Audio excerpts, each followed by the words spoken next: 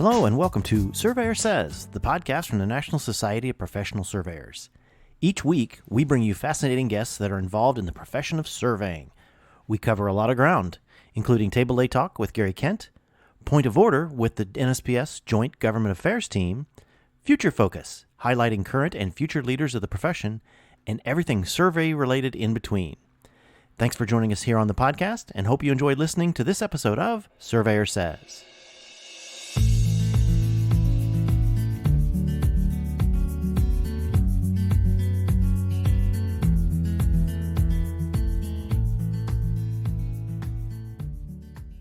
Hello and welcome to another edition of Surveyor Says. My name is Tim Burch. I'm the president-elect of NSPS, filling in for Kurt Sumner today. And my guest today is probably a guy you've seen somewhere out in the ether with some of the things he's had going on, pushing the surveying profession out and about. Joining me today is Mr. Trent Keenan with Diamondback Land Surveying in Las Vegas. And I started noticing Trent's stuff a little while back, and then he jumped on the Get Kids into Survey bandwagon with Elaine and Ellie Ball. We'll get into that as well, and a couple of cool characters.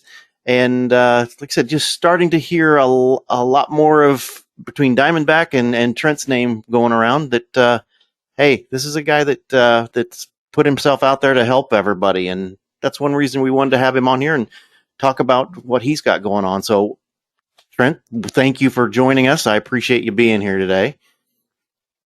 I appreciate the opportunity. It's a great thing. And I've been listening to the podcast since day one, or found him last year and kind of been listening to him ever since. So I've listened to them all and enjoy the insight and everything that we gain from these. So you bet. Well, that's one reason we want to have you on, because you're part of that insight. You really are. So I guess the question I always love starting out with is surveying. How the heck did you get into surveying? Everybody has a unique story. So what's yours?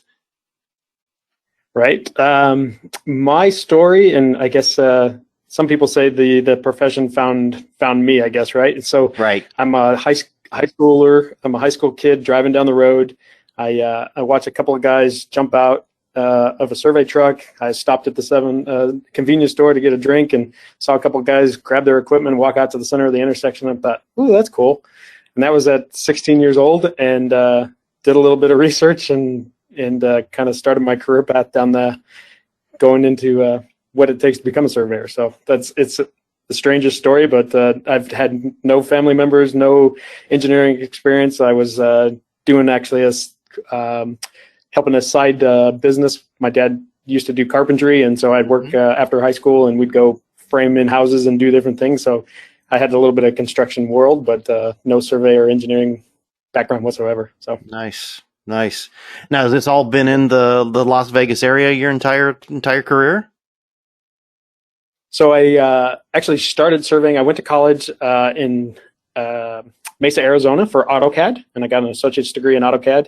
Okay. And from there, I moved to Las Cruces, New Mexico for about 18 months, and that's actually where I started and really got the bug for it. Dealing with the old research at the courthouses and doing the old farm surveys and all that kind of stuff, where you really enjoy that kind of stuff. So that's where I got started, and then I moved back to Las Vegas in 1997, I guess it was. So, like we were talking right before we started. I mean, being in Vegas, I mean, you've seen a lot of things happen there with the ups and downs of the economy and what surveyors can live through. So I imagine that's been an experience in itself. I mean, especially in a town like that where it seems like every 3 years they're knocking a hotel down and putting something bigger up.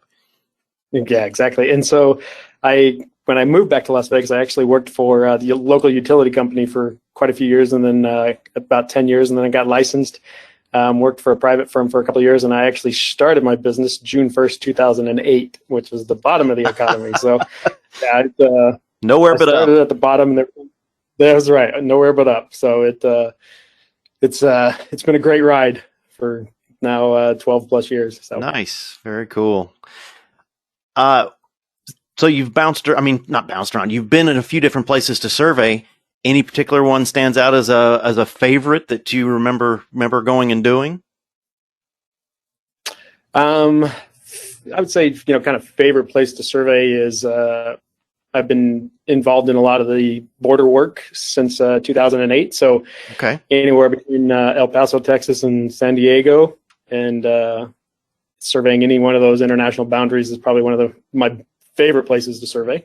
That's pretty cool. I didn't realize that you were working down that far south. That is awesome. Yeah, You know what? Well, go ahead. Well, I was going to say it's been enjoyable. Oh yeah, exactly. And I can't imagine. I mean, what does it take to survey along an international boundary? I mean, what are you up against as far as research and monumentation and just going through the motions of the international boundary? So there's actually 276 border monuments between El Paso, Texas, and San Diego. Number one is in El Paso. Number 258 is just at the ocean in San Diego. And then there's a few like monument number 2A and monument number 2B and that kind of stuff. So there's a few intermittent ones, but it's challenging because of the terrain. Obviously, it's not.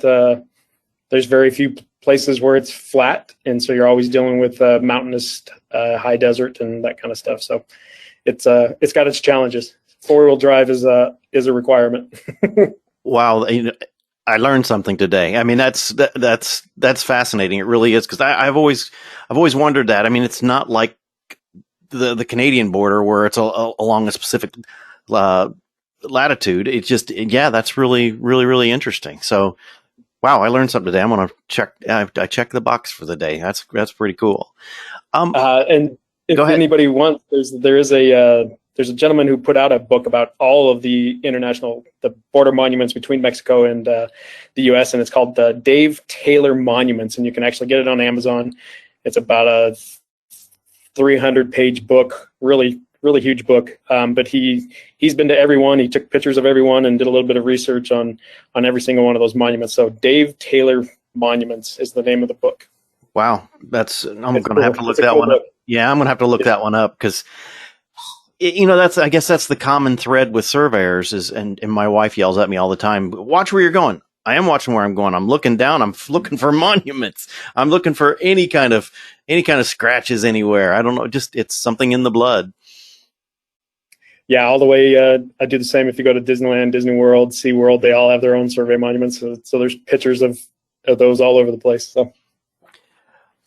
Well, since you've been, with all your work out west, and I guess, do you have any favorite instruments you like to use? I mean, is it all GPS? Is there any particular instrument that you really liked using during your career?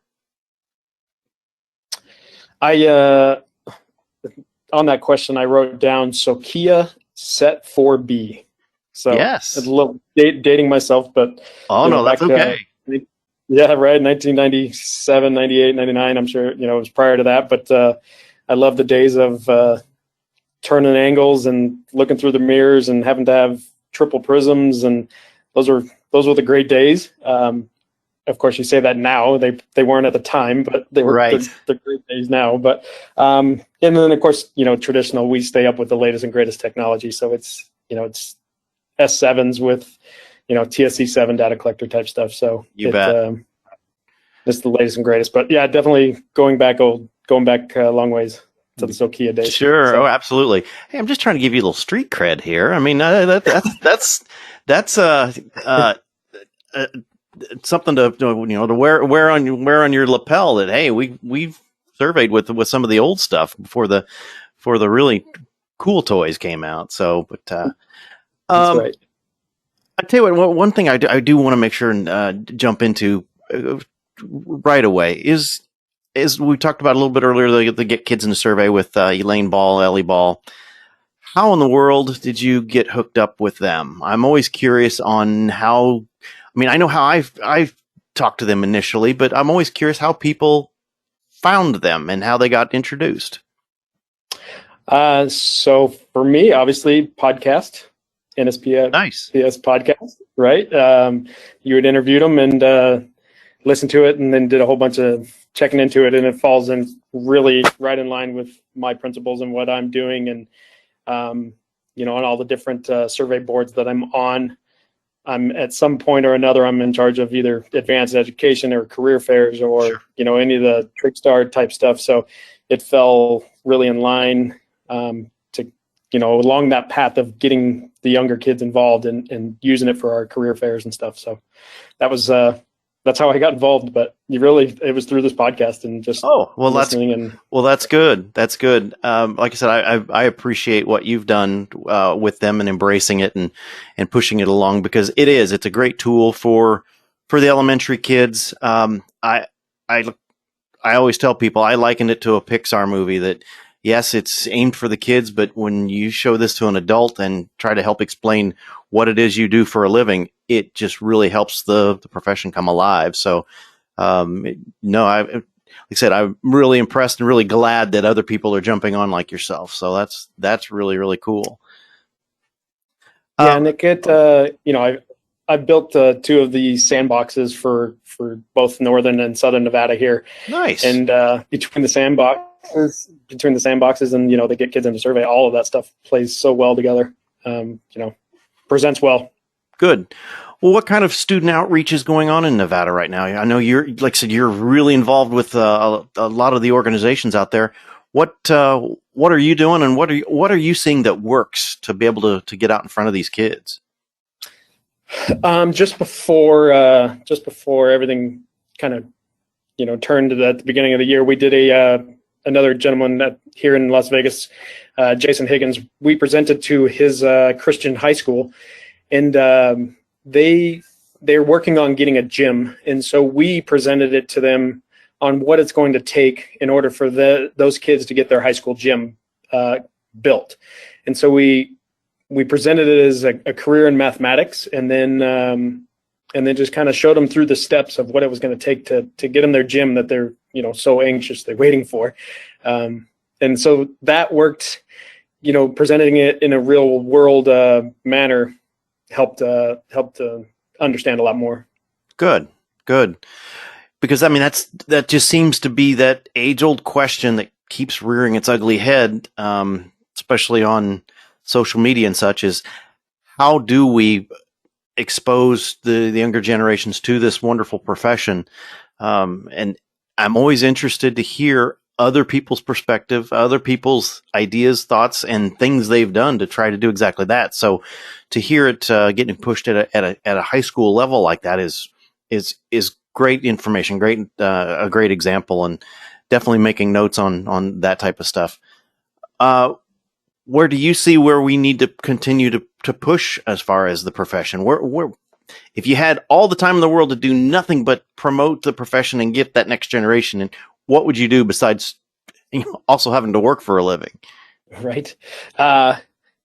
Definitely, we have quite a few vocational type careers high schools here. And my daughter actually graduated from one, and she graduated from kind of the engineering program at her high school. So it would be, perfect world would be to get involved with all of these vocational career tech high schools, or some of the similar here. We have some of the STEM middle schools as well. So getting involved with any of these STEM programs and the STEM schools is a perfect world. Sure. Well, without getting, I guess, too controversial here, because there's still this kind of, once again, this kind of this age-old argument of education as a route to licensure versus experience, whatever. With the world according to Trent, what is the perfect scenario for either licensure or good path for technicians? I mean, what do you see that works best for the profession? Because a lot of people are still pushing the education side, which in this day and age with all the high-tech toys, I think we have to have it. But what do you see that really actually works in the real world? Definitely I have my daughter's just starting her second year in college, and she's continuing on with the survey career. So I I'm a mix of a 4-year degree and experience. I truly am. I 25 years into this profession, and I don't know it all, and none of us, somebody who's had 50 or 60 years still doesn't know it all. So I think the foundation and of the college education will get it going. You need so much round education in order to succeed in this profession, whether it's English and writing reports, or it's math to determine the boundaries. Every single thing, the communications and dealing with clients, you need every single discipline and every subject that's offered in college right now. And I feel it's necessary. So that's, and I'm of the same belief. I got to be honest with you, because didn't go to college for surveying. I'm a second generation surveyor, and back then that worked. It worked for me. I was able to. Grew up in Illinois. I was one of the last ones that got licensed in Illinois before they went to the 4-year degree. Today, I think you're exactly right. You have to have a mix of the education with the experience. If you're going to be a good business person in all of this as well, you really need to be. And I understand, there's people that just want to go do the field, want to go do lot surveys, what have you. And it's tough, but no, I like where you're at there. Yeah, it takes a lot, Yes. and it's, for me, it's been self-study and self-taught. I didn't do the degree path either, but Mm-hmm. I can tell you I've probably put as much time into the books without going to college than someone who did go to college. It takes a lot to do this profession as a self-study. Yep. Yes, it does. Definitely does. I guess. Well, I know there was something else I wanted to touch on was, I had the pleasure of taking part in the Nevada, Arizona, California, basically the little 3 tri-state conference, virtual conference, a week ago, and I know you were a big part of that, and that's kind of become part of our new world with COVID-19. Can you give us any insight to kind of some behind the scenes, how it went for the Nevada Society, and how you guys pulled this thing off so well? I thought it was very well attended, and it was just very well presented. Yeah, I loved every bit of it, and we all had our reservations, and then I'm sure everybody going into it had their reservations. How's this going to work? And that's the surveyor's mindset, of course. But it came together so seamlessly. Obviously, tons of behind the scenes, and Chrissy and Dorothy with AMS, who manage. They're our executive director for Nevada, and also executive director for Arizona. Just researched and got so much information and what platforms were required to make it work. It was basically the app, but it was a web-based app system that we were able to go in and link and register, jump from room to room, and it was seamless. And we would talk in each one of the presentations. It was a video only, where you would see the speaker, and then you would have the chat room and the Q&A sessions.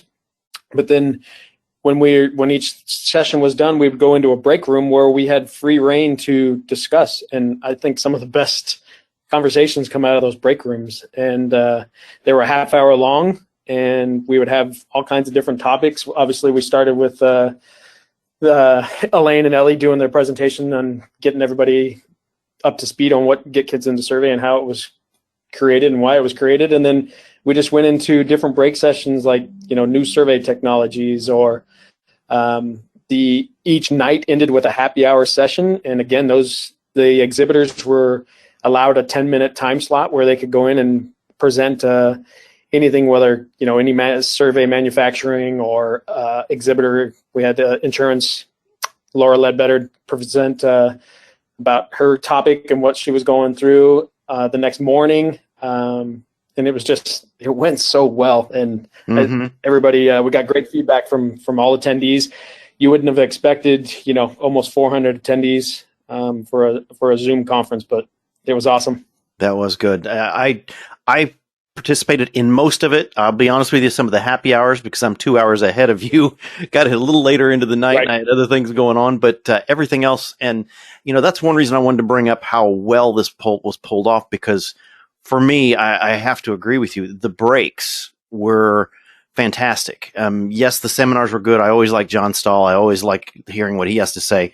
But the breaks were especially fascinating for me, and that's one reason I wanted to discuss them with you, was the interaction and to be able to have all of these people from various places to be able to get together and talk about some stuff, which kind of dovetails into the next part, which for listeners of the series have heard recently that Kurt was talking to a gentleman from Florida that really gave Kurt the idea and of having basically a group of mentors through NSPS that we could list them on the web page or what have you, and be able to connect younger or just less experienced people with somebody of a mentor. Jim Cohn from Washington, who's put out a really nice technician's book, and then just having to casually mention that, and then you being on that same break the other day,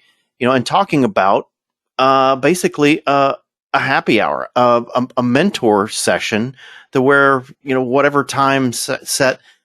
Let's expand on that. I mean, you were the one that come up with that idea, and what do you have in mind? I mean, what do you foresee this whole thing? I mean, it's a great idea. What do you foresee how it happens, how it breaks down? Again, coming up on my 25th anniversary and finally just kind of feeling comfortable. And, really what did it for me is believe it or not, at 44, I don't feel like the young surveyor anymore. And so it kind of turned me to that there is a lot of younger generation and a lot of younger guys who want the help. And I'm looking, as the new technology has come available and it's become more of a norm and more of accepted, my thought process, I've been brainstorming about it kind of all summer long, was listen to these different podcasts. And podcasts are great, and it's great to have these one-on-one conversations. But this Mentoring Monday is kind of the thought process. And Mentoring Monday would be more of a live Zoom session, go to meetings, whatever platform we end up getting it on, and having the ability for people to just come in, like we had those break sessions, come in and, hey, I'm having this issue with the boundary, or I'm having this issue with my data collector, or right. anything, whatever it may be. And so you're not having to pose those questions on social media and then these, get the keyboard bashings for having to ask a single question. So that's the frustrating part to the social media. And I want to be able to provide a platform for someone to ask a question and have, on somebody on the Zoom meeting, we're going to have 500 years of experience, and somebody's going to have an answer to one of those questions. So right. It's getting people from across the country together. We'll have to find a happy time, whether it's, 4:00 Pacific, 5:00, at some point it's going to be somebody's dinner time, and it's just, it won't necessarily work out for every single person, but I'd like to make it an entire US situation where we all just jump on one meeting. Try to keep it smaller, right? We'll do some kind of registration for the classes, whether it's 50, 75, 100 people in a room in a Zoom meeting type of thing, but keep it manageable. And that way we can kind of get through a lot of the questions. And if it takes an hour or if it takes 2 hours, it is what it is. But it's giving back to the community and giving back to the people that need the help. No, I think the help. Yeah, exactly. And I think that's a great idea. I mean, unfortunately, COVID has forced a lot of us to have to communicate this way. And I'll be honest with you, there are some days where I don't want to be on a video conference any more than I have to be. But to your point, that to be able to go into a friendly forum to ask those questions, even if there's a majority of the people that just kind of lurk, that listen, to have a few people ask questions, but even just to listen to the answers. There might be, chances are there's going to be people who are going to ask the questions that you already are wanting to hear something in general. I think offering that platform up is a fantastic idea, and I applaud you for thinking of that. That there's going to be a way we're going to pull this thing off, and we'll see what we can do to help and make this really a cool thing. Yeah, I'm hoping between now and maybe this month of September, get everything set up. My 25th anniversary is actually of getting in the profession is October 9th. So nice. I would like to do it, almost in conjunction with that. So it's, just a goal to try to get done. And I've always had some type of goal, whether it was start a business by, certain age or, get licensed by a certain age or whatever. So put a date and set a goal and get it done. Sure. Well, and as far as still being, you can feel like a young surveyor all you want. You really can. You should. I'm telling you, it's okay, because I do that myself. But it's when you start getting employees. This happened in the last, I don't know, 5-6 years. Is now having employees that say, "Oh, I got to go home. My parents' birthday," and how, and it's the same age I am, and it's like, oh, okay, now I'm officially old. My employees are young enough to be my children. Yes, sir. So yeah, we can stay young at heart. That's right. So what does Trent see on the horizon? What's the next 12 to 18 months, depending on COVID? What's gonna happen with Trent and his business, and what's gonna happen with surveying? Me and my business, obviously, I've started June 1st of 2008, and we've only had one flat year. We've continued to grow every single year, and I hope that continues. Even this year, we've continued to grow even this year. So fingers crossed, we keep doing things right, keep treating clients right and employees right. We'll keep going with the success we've had. Sure. Where the surveying's going, technology and all of this automated software, automated point cloud systems, that's really, I think, probably what's going to take off in the next 18 months, where it's almost, you've already got a lot of automated point cloud systems that are kind of drafting the drone work for you and that kind of stuff. So I would imagine those platforms, or the TopoDot type stuff, where all of that augmented reality stuff and AI is probably where the next pop will be in the next 18 months, I feel. Sure. Well, and I think it just goes back to what we were talking about earlier about it's great to have some on the job training for a lot of that stuff, but there is some education that needs to be done. There is some formal classes that need to be, it might not seem like college, but there is some formal training that needs to go on with some of this heavy duty processing that we're going to be doing. So I do definitely agree with the combination of education and on the job is definitely a way to go. All right. Yeah. One last final question, not really question. It's more just let's leave it at that. That if you had a piece of advice for future surveyors, and something you would also go back and tell the 20-year-old Trent of how to look forward in your career, what would you offer to your younger self and to surveyors that are looking to get into the profession now? Learn a lot and take your time. This is not a profession that you become, a party chief in a week or a LS in a year. This profession takes a long time. It's the old adage of, the parents, don't grow up so fast. So there's so much to learn. As I said earlier, I'm 25 years into this business, and all of us are still learning every day. We can all go out and we can shoot points and we can, locate a corner, but it's knowing whether that corner's in the right spot. And that takes 10 years, 20 years, 50 years. And so my advice is just, it's going to take a while, but you will get there. Keep working hard every single day.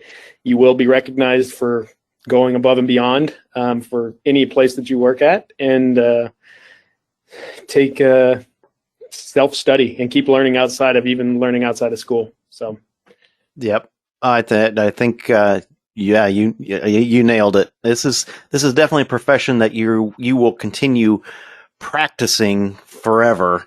You'll never master it. I truly believe that there's always something to be learned, especially with technology. That was something that Kurt said in one of his earlier episodes with one of the young surveyors. That for a long stretch there, especially with the generation ahead of me, and then even in my early career, there was technology really didn't play. I mean, we so much of a role that if we had an EDM, that was great, but it just seems like in these last 2 decades, it is just a continuing education process because of the technology. So to your point, don't stop learning. Just keep after it, and just keep pushing yourself. So that's great advice. So, and would a 20-year-old Trent listen to you now? Yeah, I think so. Okay, well, good. I say that only because of where I'm at, right? I mean, and what I've been able to accomplish. So, I would say yes. Well, good. And I guess, and that's to me, I think is one reason I was really looking forward to having you on here and talking about what it's taken to get you where you're at now. Is it's been a drive, it's been goals. It's don't give up on yourself. That set yourself some goals and just keep digging for those goals. And to me, you'll end up like Trent. He's obviously made a name for himself, and he's doing quite well. And I'm proud to say he's part of the surveying profession. So I applaud everything you've done, and I think you're a great role model for our next generation. So please keep preaching and keep going with it. Yeah, absolutely. I will. I'm currently on 5 different survey boards, and I do my part. So, well, good. Yep. Well, sir, I appreciate it. It's been a blast. I would like to. We'll invite you back and catch up once we get your mentoring Mondays or whatever we get going. I do want to have you back, and we'll see where that's all going, because I think it's going to be a hit. I think it's going to be a big thing, especially helping people either developing their skills for licensure, or even developing their skills for the CST and what have you. I think it's going to be a good thing. So, absolutely, don't stop. Just keep pushing everybody around us, and let's just keep going. So, thank you for coming on.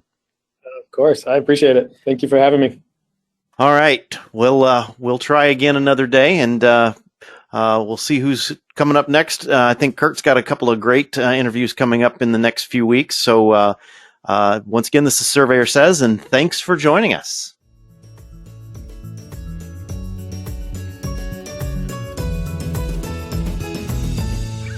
You've been listening to the Surveyor Says podcast, brought to you by the National Society of Professional Surveyors.